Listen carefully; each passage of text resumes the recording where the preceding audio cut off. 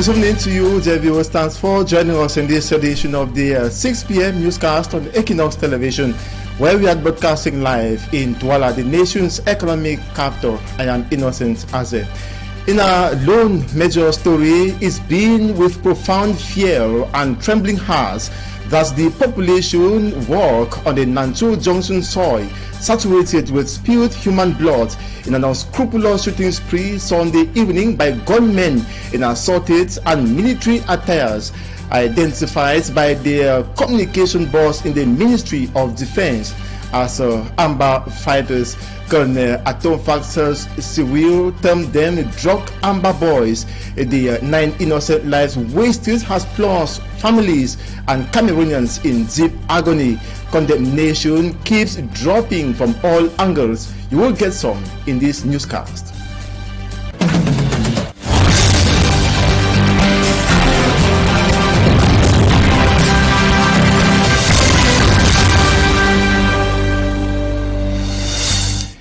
Good evening once more. Thanks for joining us in this 6 p.m. newscast on Equinoxe television, the first edition for the week. We begin with this sad story. A pregnant woman and a bike rider have died in a road accident which happened today in Bonaberry, Douala 4 subdivision, precisely at Grand Hangar. They were both crossed by a heavy-duty truck. Eyewitnesses present blame the accident to unprofessionalism of the municipal police agents who were regulating traffic in the area. Annabella reports. Shock, anger and fury on the faces of some passers-by here at the Granga market in Bonaberry, Douala. A pregnant woman in her 30s plus a bike rider have been crushed to death by a heavy-duty truck. Those present at the scene blame the situation on the municipal police agents who were regulating traffic in Granga. One motorman was going to ride, then there was control at the roadside. There was control. Then the people that were working the control was not police, was civilians like me. Then the bike was passing. Then they wanted to put that iron under the taxi. The taxi wanted to dodge the iron and knock the bike man. The bike man fall on the left. Falling on the left now was the road that camion was passing. The biker and his pregnant passenger were crushed by the speedy truck coming from behind. Other bikers present who also witnessed the scene further blame it on the unprofessionalism of the municipal police agent. Vous avez compris, il faut un recrutement pour ça et les gens qui sont prêts à accéder à ce contrôle. On va les deux. Quand les gens sont en train de tourner les versions qu'il est passé au sens interdit, ce n'est pas ça. As investigations continue, the angry commercial bikers say those are the root cause of the accident were nowhere to be found. Ça les écrase. Pendant ce temps, les gens de la mairie maintenant retirent les choisis, ils cachent, ils fuient. Le policier lui fuit pour entrer à Michelin. Les gens de la sécurité de Michelin ferment le portail et prennent la route de Bingo pour fuir. The accident disrupted traffic circulation in Bonaberry for several hours. Police officers succeeded in decongesting the accident scene to ease circulation. The corpses were transported to the Bonasama Hospital mortuary. The family of the rider, who hailed from Mokolo in the Far North region, asked to bury their brother immediately, according to the Muslim tradition. And on to our major story package. Nancho is bleeding. Bamenda is mourning. Cameroonians are heartbroken. The killing of at least 9 civilians at the Nancho Junction last night in Bamenda 2 subdivision, Mesam division of the northwest region of Cameroon, has not been an easy pill to swallow. The Ministry of Defense, through its communication chief, Colonel Cyril Atomfax, has vowed not to leave any stone unturned. Atomfax Cyril Serge has assured the authors of this latest horror will be brought to book. We have more with Malak Glory. The Ministry of Defense, through the head of the Communications Department, declared in his recent outing that the killings at Nancho Junction was carried out by separatist fighters disguised in military uniforms. He described the act as cruelty and barbaric. The statement revealed that the armed men stormed into a beer parlor at Nancho Junction, Bamenda 2 district around 7:30 p.m.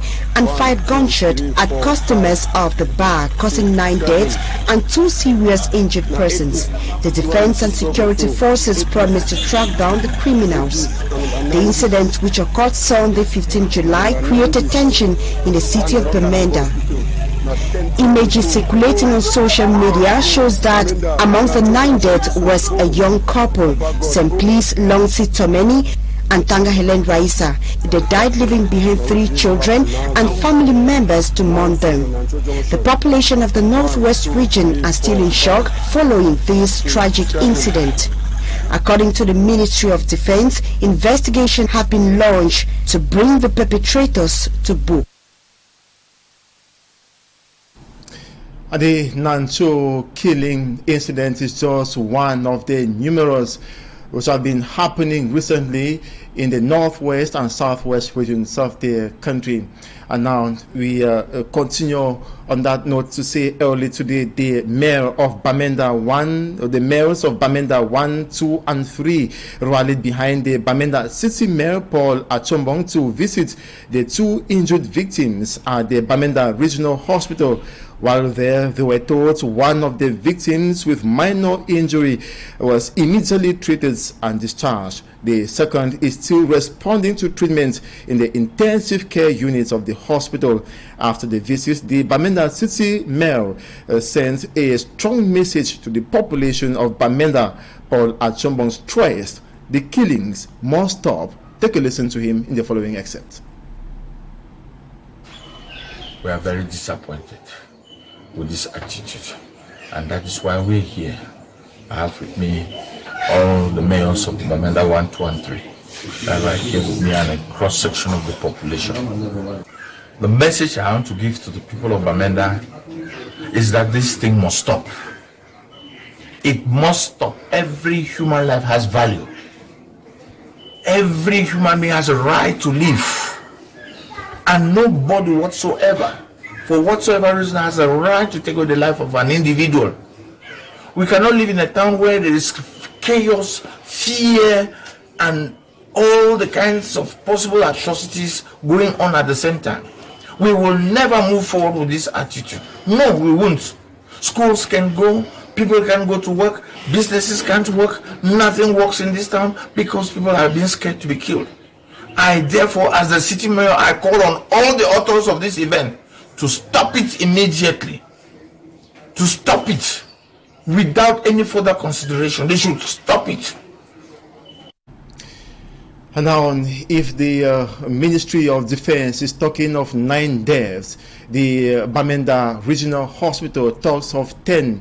According to Sami Dennis, director of the Bamenda Regional Hospital, 12 victims were brought to the hospital facility, and every effort to take care of them or to enable them live once more failed.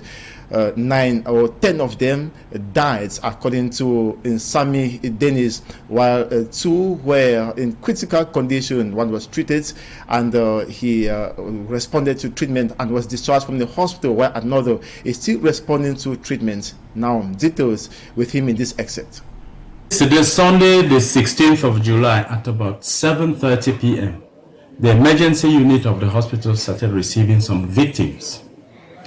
We received in total 12 victims of firearm injuries. Out of these 12, 2 survivors. 1 took treatment and went home. 1 is in the intensive care. I want to say the surgeons and the anesthetic team did a wonderful job. We see Mr. Nso Pride, who was a victim. He's in the intensive care unit. I chatted with him this morning. He's actually picking up. And of course, Mr. Awa Elias, who just took treatment yesterday and went back home. I think he was not very severe, never needed admission. So those who are in bed now are actually doing well. And at the level of the mortuary, we have 10 corpses, amongst whom 3 are female and 7 are males, ranging from 24 to 56 years.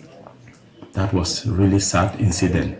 There was a mammoth crowd here in the hospital, and the doctors did what they could do, but unfortunately we could only rescue too. The injury, I think we are going to do post-mortem. Most of them were actually with a lot of firearms injury in the head, in the chest, and majority of them had injuries on the head and the chest. Condemning the killing, a human rights and civil society activist says English speakers in the northwest and southwest regions are living something greater than just Anglophone crisis. G. Lucas questions the credibility of all the institutions created to solve the socio-political impasse. Take a listen to him. The macabre incident of yesterday in Bamenda is that which is condemnable. It is very important for us to remember one thing. This singular fact that if we keep on calling the war in the northwest and southwest regions of Cameroon crisis, we won't solve this problem.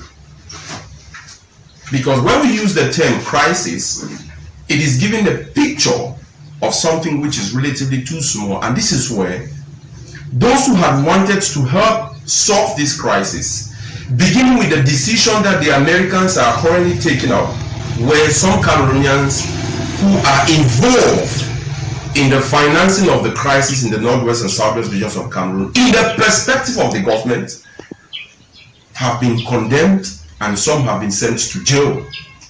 But the macabre acts have not stopped. The gruesome killings have not stopped. And we sit in offices, we sit in our offices, we sit in our different locations, and we say things giving a picture of some pockets of resistance, whereas Cameroonians are dying daily. Who are we fooling? This is the question. Of course, we are aware that those who die daily do not mean anything to those people who sit and take decisions that is not solving the problem on the ground. We have several institutions created in the northwest and southwest regions of Cameroon in the name of putting these conflicts to an end. But it is not working. Who do we blame?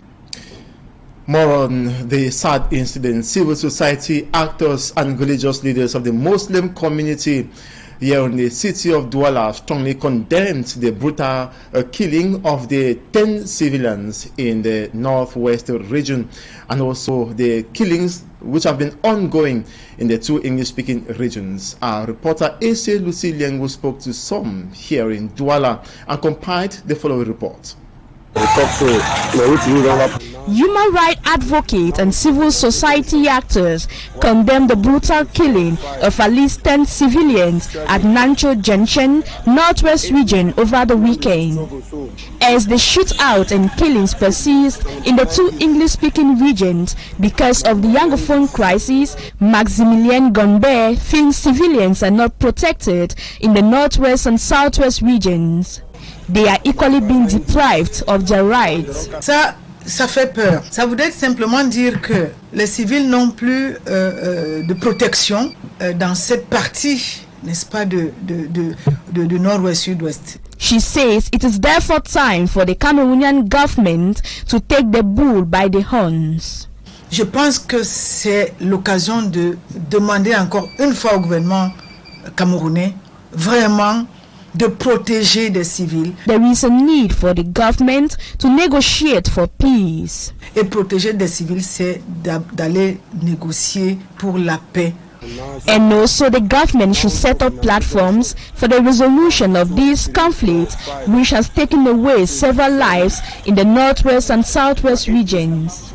Et nous pensons qu'aujourd'hui au Cameroun, nous devons ensemble se lever comme un seul homme pour demander au gouvernement camerounais vraiment de mettre en place des plateformes, n'est-ce pas, pour la résolution de ce conflit. Another civil society actor, Philippe Nanga, says there is a need for an open and frank dialogue to end the killings, adoptions, attacks in the northwest and southwest regions. Et nous savons aussi que dans une situation aussi confuse, le dialogue doit prévaloir. Et nous appelons, n'est-ce pas, de tous nos voeux, que ce dialogue puisse se remettre en place. Civilians should be given the opportunity to table their worries to government officials. Il est important que les populations du nord-ouest et du sud-ouest puissent parler avec les gouvernants. Religious authorities like Sheikh Ibrahim Mubarak calls for the end of hostilities but pray for peace to reign. The Muslim community plead on opinion leaders to seek solutions to end of crisis plaguing the two English-speaking regions. Encore, l'Union islamique du Cameroun voudrait, n'est-ce pas, interpeller le pouvoir à pouvoir agir en toute intelligence et de prendre toutes les dispositions qu'il sied. According to them, decentralization can go a long way to resolve the ongoing tension. Et que nous avons cru qu'avec la décentralisation, cela devrait être une solution, mais elle reste une solution. Since the start of the Anglophone crisis, the conflict has killed about 6,000 people, displaced more than 500,000, and disrupted activities. Most recent is a brutal killing of at least 10 people at Nancho Junction in the Bamenda 2 subdivision. We'll talk more on last night's bloodbath at Nancho Junction, Bamenda 2 subdivision of the Northwest region in the second segment of this newscast. Now, constructed and equipped since 2013, the Torong Integrated Health Center in the north, or in North Makombe, that's in Camp Division of the Litwa region, has never gone operational. 10 years after its existence, local inhabitants who consistently kept the vicinity clean have given up. They wonder how the government should abandon such an investment worth tens of millions of francs CFA in the bush. For me, Armstrong Sander has details. In the heart of the tall vegetation, abandoned to wild animals and reptiles, is the Torong Integrated Health Center. We are in the North Makombe subdivision of the Camp Division, Littoral region of Cameroon. Since we them don't be lamb, no one engineer government never send them for you. And at the thing, when the say, now other grass, we don't cover all down Batiman, we them don't be lamb. Constructed and equipped in 2013, the health unit has never been operational, according to local inhabitants. The local inhabitants who consistently kept the vicinity clean have given up after 10 years of nothing. Now you with the house, escape we did for Cameroon, sure we did for Cameroon. Metan we government don't move more than 50 million for building Kanabatiman, so we did for we back so. We na the same for my back so. We did for this grass, that one na wait. And we people them do for this village, them the sick. We like if you need the do for you, like the engineer the try. Before, if he pass in before them send them for Bafang, we them send them for Bafang, we them send them for Yaoundé, we them send them for Douala. The local inhabitants say that they have to go several kilometers across the sticky, muddy and bumpy stretch of the road for health care, even in health emergency cases. Nous sommes là, nous sommes dépassés. L'État doit mettre des millions en jeu pour rien. Agriculture is the main economic activity in Torong, but farmers go through hell getting their produce from their farms to the market. The government of Cameroon had announced plans to grade this stretch of the road that extends to Bafang in the Open Camp Division of the West region. However, local inhabitants say a sustainable solution lies in the complete tarring of the road, because where a road goes, development follows.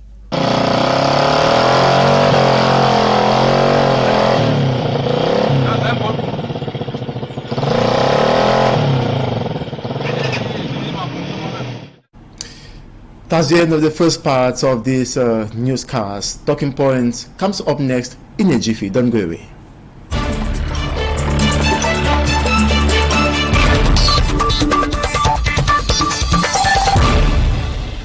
Good evening once more to you. Thanks for staying with us on Talking Point. Today we'll be having a human rights lawyer, Dr. Barrister Kamwa Limen.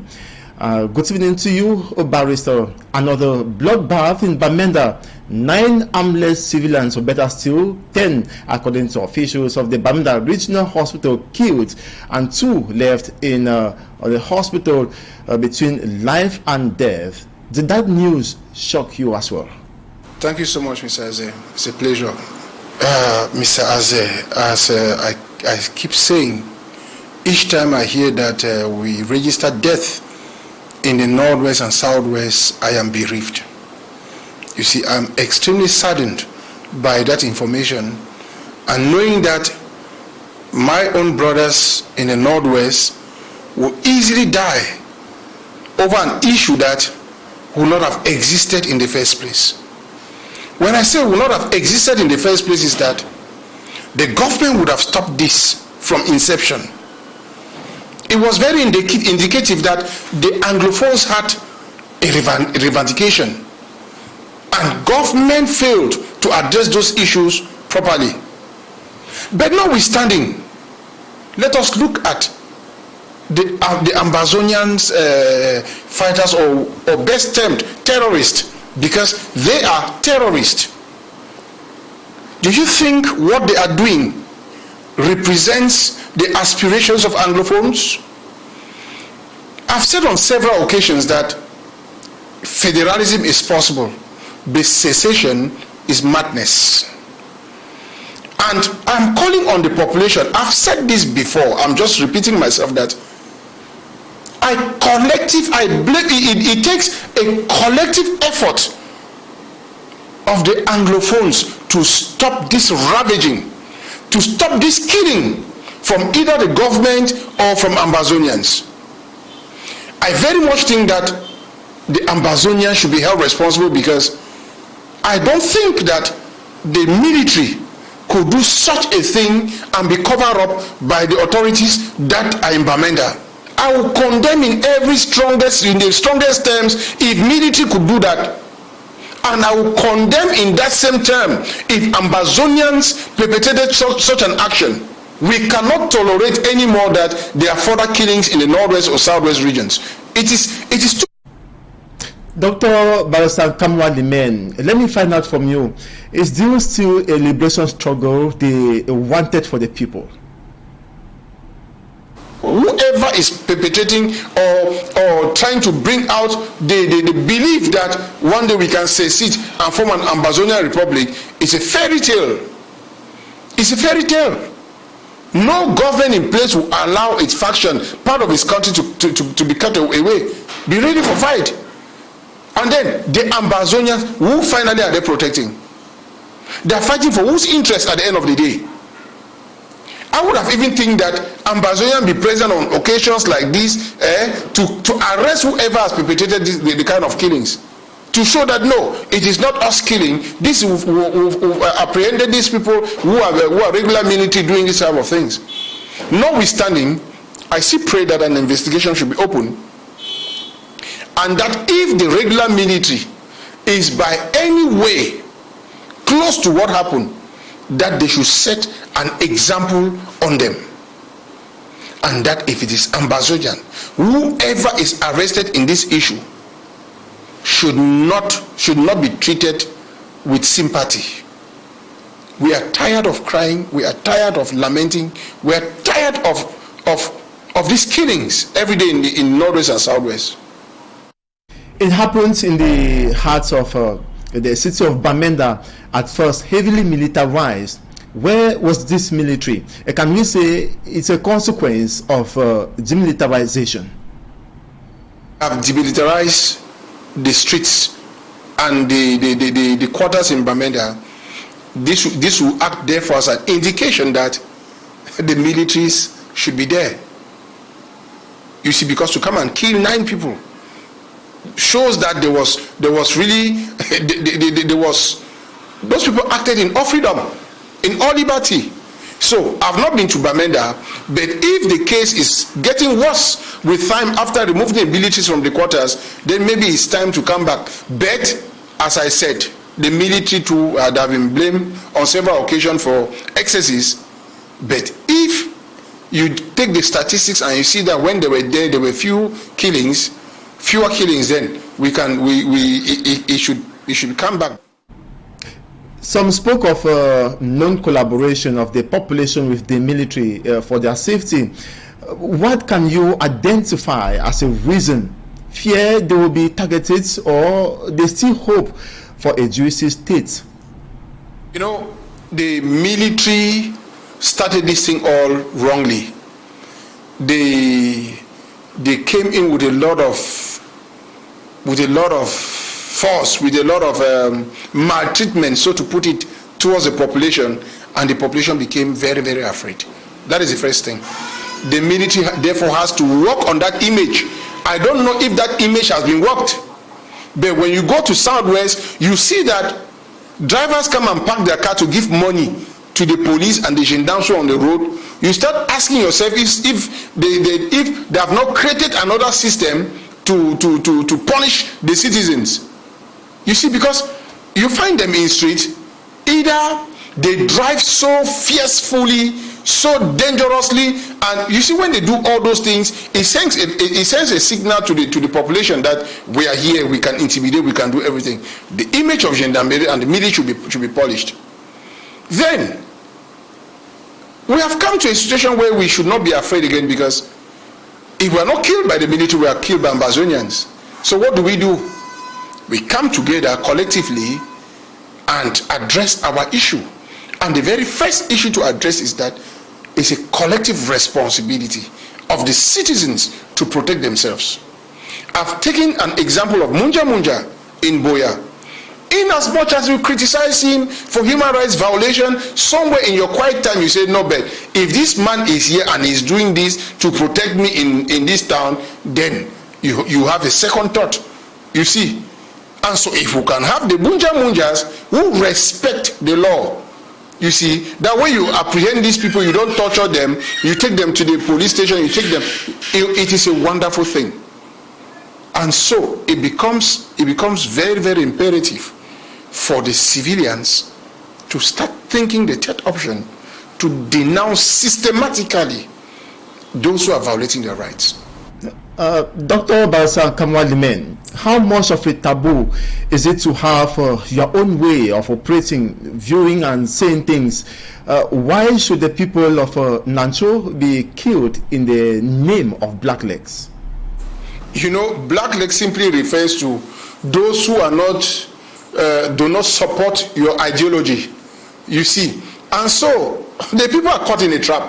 You are either a blackleg to the military, to the regular force, the regular military, knowing where Ambazonians are, and you don't report, you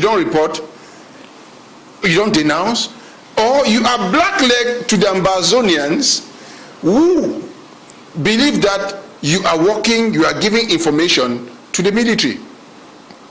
But my brothers and sisters, at this time, you should not support the Ambazonians. You should not support, because they have not proven that they are credible. They have not proven that they even know what they are doing. You see, who are the people paying the greatest price in this issue? It's us, the Anglophones.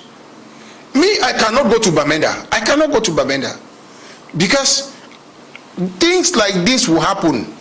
Yesterday, just a few days before this thing, on Saturday, we're talking with some friends. We're saying that no, they should convene our next meeting in this place. And some people are saying, no, let's go to Bamenda. I say, you pass through where to enter Bamenda. You don't take the risk to go to Bamenda because you don't know exactly at what time something will happen. So, if you remain a black leg to protect your life, it's a good thing. If you have to be a black leg because you want to protect your life and that of your loved ones, it's a good thing. My call is that we should take it as a collective responsibility to protect ourselves. And therefore, we should systematically denounce all form of terrorism. Whether it's state-sponsored terrorism, whether it's sponsored by Ambazonians, it should be denounced. It should be denounced. Investigations will probably indicate the people who committed those atrocities. And well, is a self-liberation struggle we're talking about here still possible to succeed with the intervention of the international community after all these atrocities and massacres in the northwest and southwest regions? Ambazonian has committed several errors by killing, assassination, kidnapping, torture, all those sort of things. They have done it and they don't have a good face at the level of international scene. They don't. They don't. Violence does not resolve a problem. And I hope that the government too has understood, because the government brought in violence and violence begot violence. I hope they have understood now that violence does not resolve a problem. And Ambazonia has not learned that violence does not resolve a problem. We, the majority of Cameroonians, will not want to secede. That is one reality that we should look face to face and say it.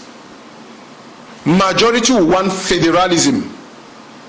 And so what stops the government from taking a step forward to grant us that request? What stops them? And so while I'm preaching that the Ambazonians should forget about that far-fetched dream, the government should recognize the fact that Anglophones need federalism. Dr. Barrister Kamwa Limen, if we won't allow you go like that, before we part ways, how many innocent heads will have to go before the end of these unscrupulous killings? Can the population survive all this, and how? I am saying categorically that the population, I'm calling on the population to collectively protect themselves. What do I mean by that? Denounce. If you see any military who is not behaving properly, don't fail to denounce. If you see Ambazonians, please denounce them, because the military that takes up arms against civilians is much of a terrorist than a regular military force. And Ambazonia who pick up arms to kill Anglophones is worse than any form of terrorism that you can imagine. And so I'm addressing this to the population of the Northwest and Southwest. Create yourselves, create groups and protect yourselves. You see, when you go to Boya, you see people like Munja. We condemn him, we criticize him, but when you go in yourself, you say, but what this man is doing helps the society. Even if he's abusing human rights, but his presence is a warning that Ambazonia should not come anyhow into Boya. We need people like that who work within the confines of the law to protect the citizens. But I said my interest today is addressing the population of our beloved city Bamenda. It is time for you people to stand up and fight for your rights. It is time to say no to whoever is taking lives, whoever is killing you people. The first responsibility is yours. Before you call the military, call whoever to come, you must defend yourself first. And the proper way to defend yourself is create a group, vigilante group, and work in synergy with the government, with the gendarme and army bosses in Bamenda. Thank you so very much, Dr. Barrister Kamwa Limen, for accepting our invitation on this edition of Talking Points to talk about the gruesome killing in the northwest region of Cameroon, notably at Nanchu Junction last night. And as Cameroonians continue to mourn or grieve, as Bamenda, northwest region and southwest region continue bleeding, as the families of the bereaved continue mourning, we extend our heartfelt condolences to the bereaved families, and we're hoping as well that normalcy returns and all the unscrupulous killings and atrocities end in the northwest and southwest regions. That's it for this edition of the 6 p.m. newscast on Equinoxe Television. Thanks so much for watching. Another appointment is tomorrow, God willing. Have a nice evening.